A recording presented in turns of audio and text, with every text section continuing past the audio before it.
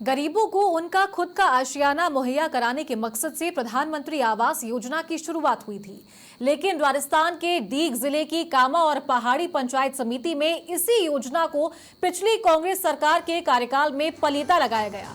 आरोप है कि 1 करोड़ 28 लाख रुपए का भ्रष्टाचार इसके माध्यम से किया गया, लेकिन इस भ्रष्टाचार और अनियमितताओं के प्रकरण में केंद्र सरकार ने सख्त रुख अख्तियार किया है और अब इस घोटाले की जांच होगी। भरतपुर की पूर्व सांसद रंजीता कोली ने इस मामले की शिकायत पिछले दिनों प्रधानमंत्री नरेंद्र मोदी को की थी और गृह मंत्री अमित शाह से मिलकर भी इस मामले के प्रमाण पेश किए, जिसके बाद अमित शाह ने भी इस मामले को लेकर रंजीता कोली को पत्र लिखकर जांच की बात कही है। दरअसल पहाड़ी और कामा पंचायत समिति क्षेत्र में एक ही मकान की अलग अलग तस्वीरें खींचकर पीएम आवास योजना में वित्तीय वर्ष 2019-20 और 2020-21 में 266 फर्जी लाभार्थियों को 1 करोड़ 28 लाख रुपए की राशि जारी की गई।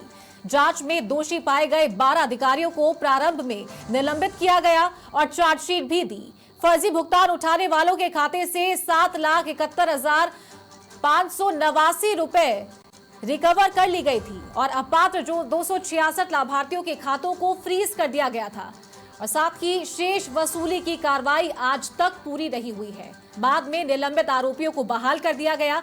इतना ही नहीं, पंचायत समितियों की ओर से संबंधित थानों में 9 अक्टूबर 2022 को आरोपियों के खिलाफ एफआईआर भी दर्ज कराई गई, लेकिन बाद में इन प्रकरणों को वर्ष 2023 और 2024 में झूठा मानकर एफआईआर लगा दी गई। तो ऐसे में आरोप यह है कि इस मामले को ठंडे बस्ते में डाला जा रहा है।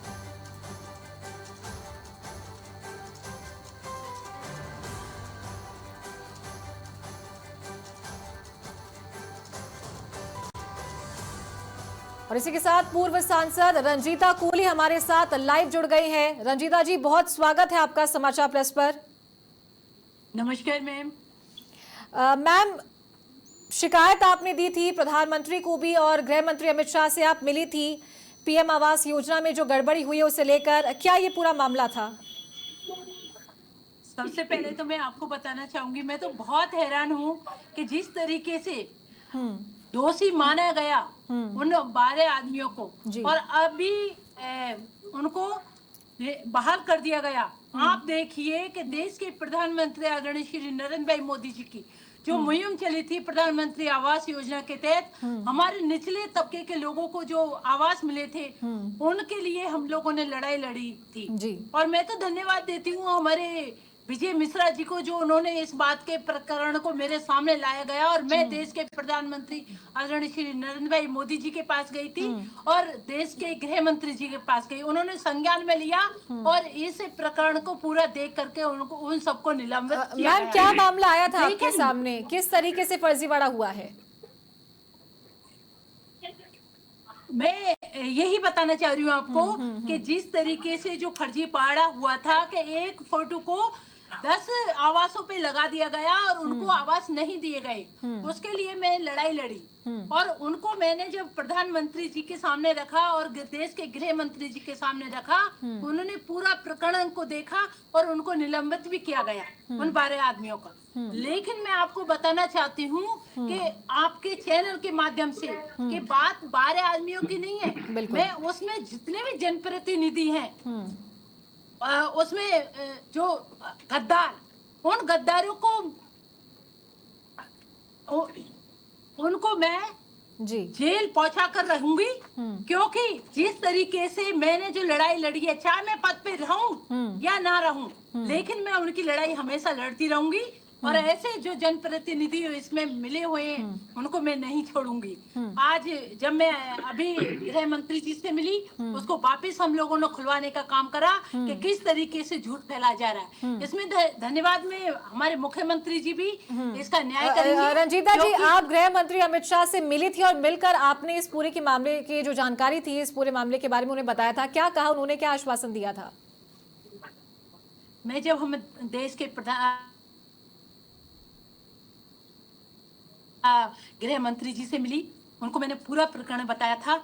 उन्होंने निश्चित रूप से मुझको आश्वस्त करा कि आप बिल्कुल भी चिंता मत करिए, जो दोषी हैं उनको पूरी तरीके से सजा दी जाएगी। और मैं भी आपके चैनल के माध्यम से यही कहना चाहूंगी कि चाहे उसमें कोई भी जो 12 अधिकारी जो निलंबित हुए थे उनका जिन्होंने साथ दिया था, और सबसे बड़ी बात जिनके साथ जनप्रतिनिधि जो भी लगे हुए हैं उनको भी मैं नहीं छोड़ूंगी, इनको जेल के पीछे डालूंगी, क्योंकि ये बात प्रधानमंत्री आवास योजना के घोटाले की है, जिसमें इन्होंने घोटाला करा और उनको वो आवास नहीं मिली। रंजीता जी, आप बने रहिए हमारे साथ। और विजय मिश्रा जी हमारे साथ जुड़ गए हैं, जिन्होंने ये शिकायत दी थी। विजय मिश्रा जी, स्वागत है आपका समाचार प्लस पर। कैसे आपके पास में इनपुट मिला, क्या ये पूरा मामला था? एक्चुअल क्या 2019-20 और सन 2020-21 में प्रधानमंत्री आवास योजना के अंतर्गत कामा और पहाड़ी पंचायत समिति के अंतर्गत ऐसे लोगों को लाभान्वित किया जाना था जिनके पास में रहने के लिए घर नहीं है। बिल्कुल। लेकिन इसके बावजूद क्या हुआ, यहाँ पर तत्कालीन शिक्षा मंत्री जायदा खान जी थी कांग्रेस सरकार में। उन्होंने अपने चहेते लोगों को कामा और पहाड़ी में लगवा करके पंचायत समिति में प्रधानमंत्री आवास योजना का चार्ज दिला दिया और उनसे एक मुश्त मैनेज हो गई कि आप मेरे को इतना दे दीजिए, आप चाहे जैसा करिए। उन लोगों ने कामा और पहाड़ी में ऐसे लाभार्थियों को जिनके मकान बने हुए हैं जो उसके योग्य नहीं थे, ऐसे लोगों को लाभान्वित किया।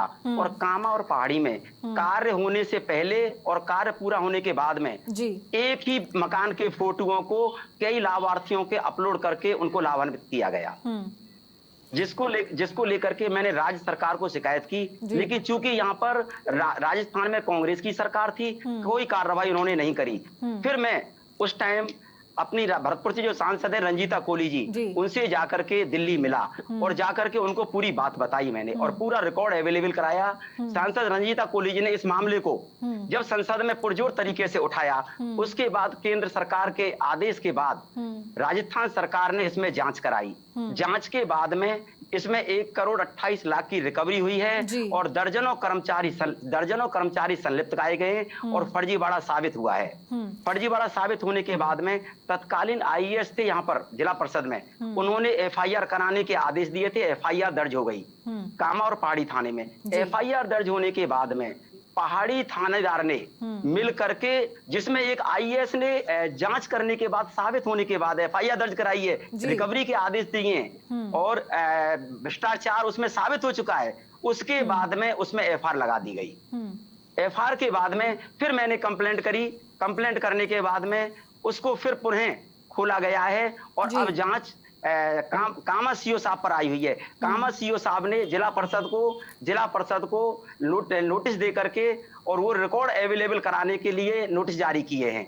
लेकिन जिला परिषद ने अभी तक उनको रिकॉर्ड अवेलेबल नहीं कराया है। ठीक है विजय मिश्रा जी, आप बनी रहिए हमारे साथ। हमारे सहयोगी है रवि कुमार, वो भी हमारे साथ लाइव जुड़ गए हैं। रवि, एक्शन लिया गया, एफआईआर दर्ज कर दी गई थी, उसके बाद में एफआईआर लगा दी गई, आरोप को झूठा बता दिया गया था। क्या अब तक अपडेट है इस मामले में? जी बिल्कुल बताना चाहूंगा। 9 अक्टूबर 2022 को पहाड़ी थाने में जो वहां के तत्कालीन विकास अधिकारी देशवीर सिंह ने मुकदमा दर्ज कराया था, जिसका मुकदमा 306 नंबर से पंजीकृत हुआ था। उसके अलावा कामा थाना अधिकारी हैं जो कामा में भी 649/22 एक मुकदमा दर्ज हुआ था। दोनों ही कामा पंचायत समिति में उस समय जो विकास अधिकारी थे वो वीरेंद्र सिंह बुंदेन थे और पहाड़ी में विकास अधिकारी थे वो देशवीर सिंह। दोनों ने ही धोखाधड़ी का मुकदमा दर्ज कराया था। मुकदमा दर्ज होने के बाद कुछ दिन जांच हुई तो पहाड़ी में जो मुकदमा दर्ज हुआ था उसमें वहां के जो जांच अधिकारी हैं, पता नहीं किन कारणों के चलते उन्होंने इस मामले को झूठा मानकर उस पर एफआईआर लगा दी। कामा में जो मुकदमा दर्ज हुआ था वो अभी पेंडिंग है, उसकी जांच अभी विचाराधीन है। बात यहाँ अगर बात करें तो कहीं ना कहीं पुलिस और प्रशासन के अधिकारी हैं वो जो ये घोटालेबाज अधिकारी हैं जिन्होंने गरीबों का हक छीना है। प्रधानमंत्री आवास घोटाले की जो योजना थी, महत्वाकांक्षी योजना थी, उसको एक तरह से चूना लगाया है। उनको बचाने की कोशिश की जा रही है। सबसे बड़ी बात है 1,28,00,000 रुपए की जो रिकवरी घोषित हुई थी, तत्कालीन जो यहाँ भरतपुर जिला परिषद के कार्यकारी अधिकारी थे सुशील कुमार आईएएस अधिकारी थे, उन्होंने जांच की थी और जांच में इन अधिकारियों को दोषी साबित पाया था। भ्रष्टाचार के आरोप सिद्ध हुए थे। उसके बाद जिला परिषद में दोबारा जो नए जो कार्यकारी अधिकारी आए थे श्रीनिधि बेटी, उन्होंने मुकदमा दर्ज कराने के आदेश दिए थे और दोनों ही पंचायत समितियों में भ्रष्टाचार के में जो लिप्त अधिकारी पाए गए उनके खिलाफ मुकदमा दर्ज हुआ था। सबसे बड़ी जो चिंताजनक बात यह है कि जो रिकवरी के आदेश होने के बाद भी 7,31,000 रुपए की रिकवरी हुई और मामले को पेंडिंग छोड़ दिया गया। उसके बाद वो कोई रिकवरी नहीं हुई, मामला अभी तक विचाराधीन। बात कार्रवाई की करें तो मुकदमा दर्ज होने के बाद में जिला परिषद के आदेश पर जो दोषी कार्मिक थे उन सभी को निलंबित कर दिया गया। लेकिन पता नहीं किन कारणों से उन जो कार्मिक हैं जो दोषी साबित हुए थे उनको दोबारा से बहाल कर दिया गया। मजेदार ये बात है उन्हीं पंचायत समितियों में उनकी फिर से नियुक्ति हो गई जिस पंचायत समिति में उन पर भ्रष्टाचार करने के आरोप है। तो कहीं ना कहीं राजनीतिक दबाव या फिर पुलिस और प्रशासन इसमें ढलाई बरत रही है। ठंडे बस्ते में बात अगर इस शिकायत की करें तो विजय मिश्रा जी ने ये जो भ्रष्टाचार के खिलाफ आवाज उठाई है और इस आवाज जो विजय मिश्रा जी ने उसको गति दी है, हमारी जो सांसद है पूर्व सांसद रंजीता कोली जी, उन्होंने इस मामले को संसद में उठाया है। प्रधानमंत्री आवास घोटाले का मामला था, वो प्रधानमंत्री से जुड़ा था। रवि, आपको रोकना चाहूंगी, पूर्व सांसद रंजीता कोली भी हमारे साथ लगातार बनी हुई है। रंजीता जी, भ्रष्टाचार का मामला साफ तौर पर दिखाई दे रहा है, लापरवाह अधिकारी और कर्मचारी ये भी साफ तौर पर दिखाई दे रहा है, राजनीतिक दबाव भी यहाँ पर एक एंगल बनता हुआ नजर आ रहा है। मैं आपसे कहना चाहूंगी कि जिस तरीके से दोषी पाया गया, आईएएस अधिकारी ने दोषी करा गया और अब उनको बहाल कर दिया गया, कहीं ना कहीं कांग्रेस की मानसिकता को दर्शाता है।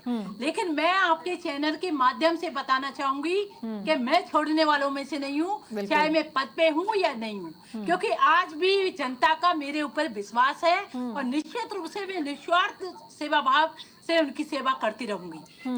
उनको मैं अगर इस तरीके से करते रहे, एफआईआर लगाइए, किस बेस पे लगाइए जब उस टाइम पर दोषी माना गया और आज जो कि बताया गया है, क्योंकि आपकी मानसिकता तो वही है, चाहे डबल इंजन की सरकार है लेकिन मानसिकता वही है, मैं जेल पहुंचा करके रहूंगी, उसमें चाहे कितने भी जनप्रतिनिधि सम्मिलित हो। वो ये घोटाला एक डीग का ही नहीं है, एक कामा का ही नहीं है, ये पूरे राजस्थान का है।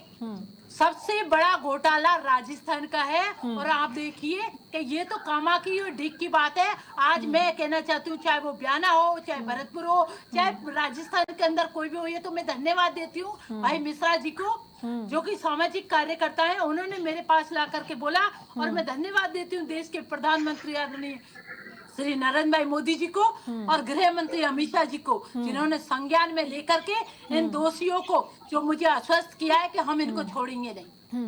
रंजीता जी, 2023 और 24 में कार्रवाई हुई, उसके बाद में आरोप को झूठा साबित कर दिया गया, अब ये मामला पूरी तरीके से ठंडे बस्ते में डाल दिया गया है। डबल इंजन की सरकार है प्रदेश में, उसके बावजूद इतनी बड़ी लापरवाही और साफ तौर पर देखा जा रहा है कि बचाने की कोशिश की जा रही है अधिकारियों के द्वारा, कर्मचारियों के द्वारा।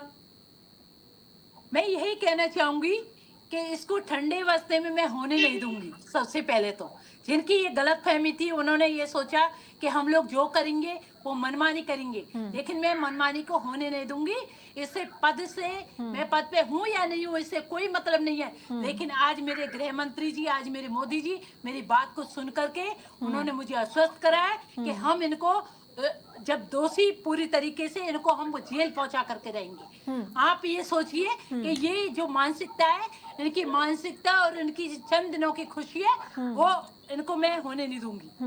रंजीता जी, अमित शाह ने आपको पत्र लिखा था, जांच का आश्वासन दिया था, क्या उसके बाद में कुछ जो प्रक्रिया है जांच पड़ताल की वो शुरू हुई है?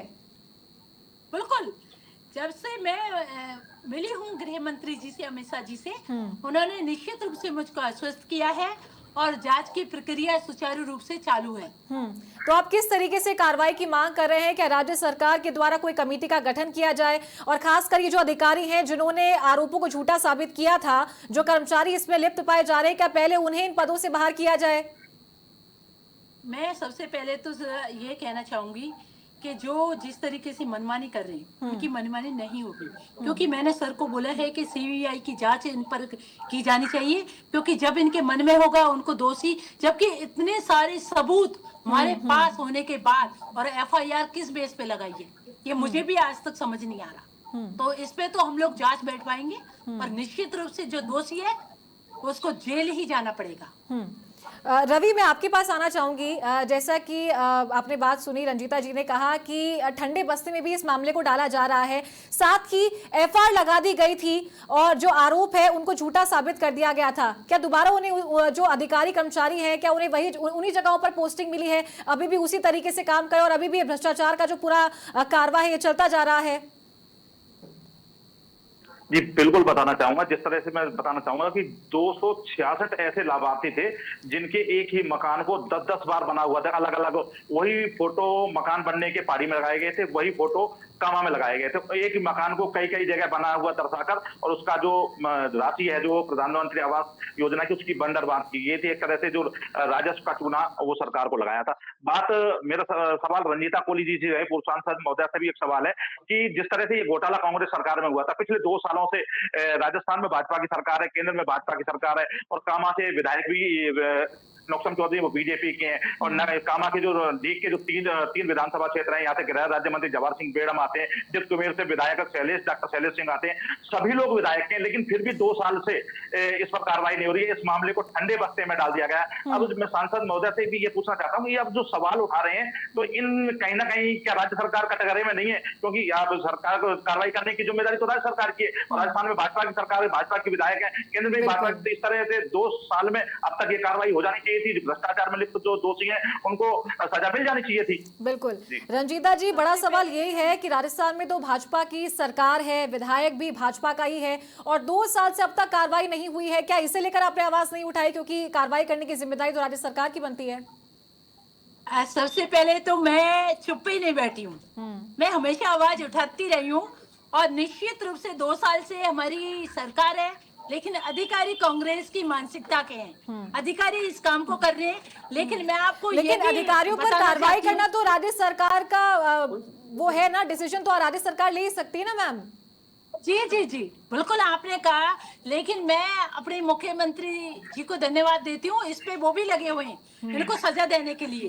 तो निश्चित रूप से हमारी सरकार उनको सजा देगी और जो घोटाले करके नहीं बैठी हैं और वो सोच रहे हैं कि ये सफल हो जाएंगे, उसमें चाहे कोई कांग्रेस के जनप्रतिनिधि हो चाहे कोई भी हो, उनके साथ देने वाले उनको भी नहीं छोड़ा जाएगा, उनको भी इसका खामियाजा भुगतना पड़ेगा। क्योंकि ये देश के प्रधानमंत्री आदरणीय श्री नरेंद्र भाई मोदी जी की जो योजना थी उसको निचले तबके को देने का काम था, उसको असफल करने का काम जिसने भी करा वो कोई भी नहीं छोड़ा जाएगा। बिल्कुल, बहुत शुक्रिया रंजीता जी आपका हमारे साथ जुड़ने के लिए और आशा करते हैं कि आपकी मुहिम जरूर रंग लाएगी और इन अधिकारियों पर कर्मचारियों पर सख्त से सख्त कार्रवाई होगी। और विजय मिश्रा जी बहुत बहुत शुक्रिया आपका हमारे साथ जुड़ने के लिए और अभी आपका भी बहुत शुक्रिया।